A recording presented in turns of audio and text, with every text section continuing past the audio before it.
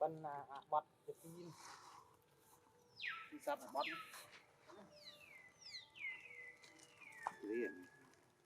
liền này bắt tao cái trâu nữa tao nhá chả mà rồi thì nó skiing nó skiing hay cái hầm cơ gì cái trâu mũ tao sẽ tao đi săn thạch của bạn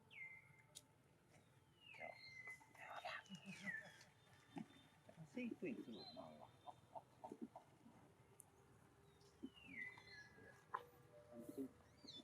mà nó mà phun đơm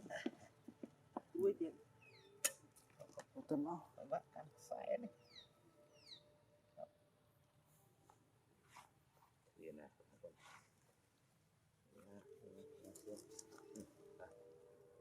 chật khét rồi đã em cái chật